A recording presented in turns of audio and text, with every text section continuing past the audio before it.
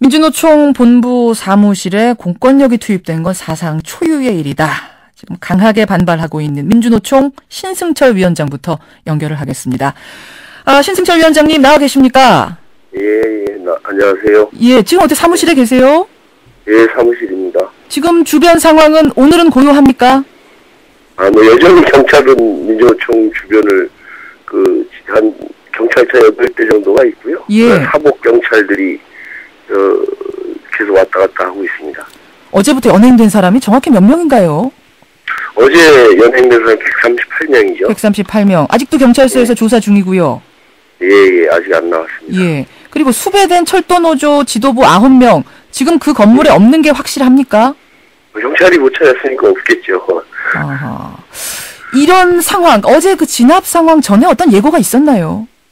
그런 일은 없었고요. 예. 갑자기 어제 한 7시 반경부터 경찰 병력이 증강됐고, 그 자리 5,500명 정도가 민주노총 건물을 포위했고, 그 다음에 남대문 경찰서장이 예. 병력들을 대동하고 막 진입하기 시작한 겁니다. 그렇군요. 자, 어제 상황에 대한 이야기를 일단 설명을 들었고, 어제 상황에 대한 민주노총의 입장은 어떤 겁니까?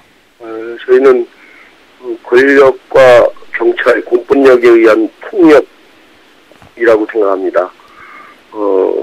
압수수색 영장도 없이 그냥 체포영장이 발부된 사람들의 사진 한 장을 들고 와서 예. 민주노총 건물을 5,500명의 경찰력이 포위하고 쇠망치하고 체류액을 동원해서 난입하고 와서 보시면 아시겠지만 민주노총 건물은 거의 전쟁터에 가까운 테러로 변해버렸습니다. 예. 이 사실이 민주노총으로서는 용납할 수 없는 일들이죠. 이 민주노총 사무실에 공권력이 직접 투입된 건 창립 이후에 처음이라는 게 맞나요? 95년도에 저희들이 설립됐는데요. 예. 97년도에는 압수수색 영장이 이 사무실을 조사하는 차원의 압수수색에 의한 것이 있었고, 예. 저희들이 99년도 11월 합법화된 이후에는 이런 일들이 처음이죠. 그리고 그렇게 보면 공권력에 의해서 강제로 수색당한 것은 95년도 이래 최초라고 보시면 됩니다. 압수수색 영장은 없었다고요? 없었습니다. 확인했습니다.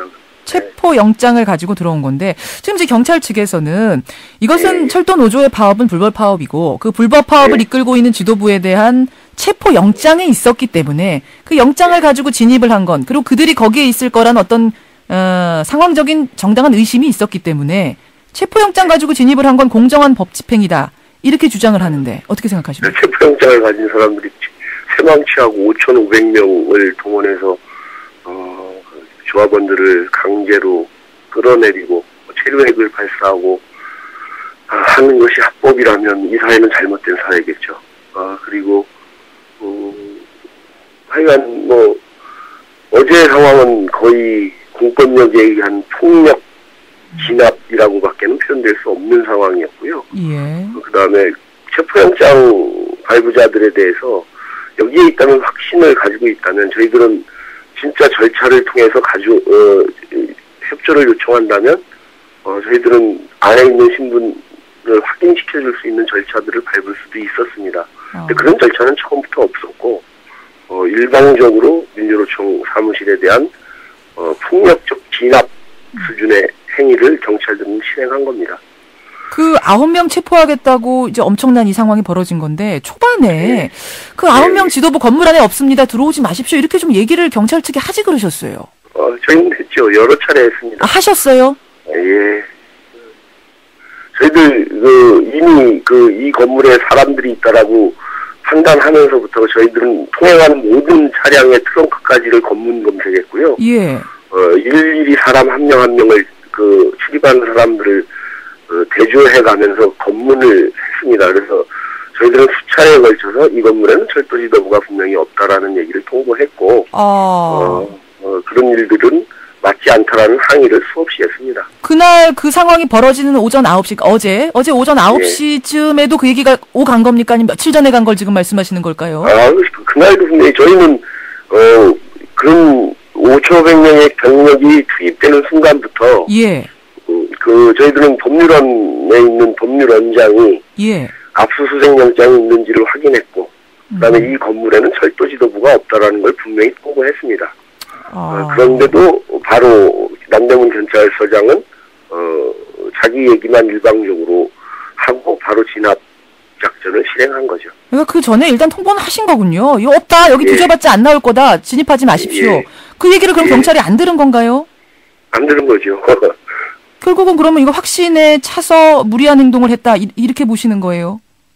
저는 그렇다고 보고 있습니다. 예. 그럼에도 불구하고 이제 이런 얘기도 할 수 있습니다. 민주노총 건물이라고 진입 못한다는 법이 어딨냐. 거기에 있다라고 어떤 의심이 들면 불법에 대해서 공권력은 공정하게 집행돼야 되는 거 아니겠느냐. 따라서 민주노총 사무실이든 거기가 어디든 간에 뭐 수색을 할 수 있는 거 아니냐. 이렇게 얘기를 한다면요. 그러니까 이 현장을 보시거나 어제 상황을 보신다면 그거는 공정한 집행이 아닙니다.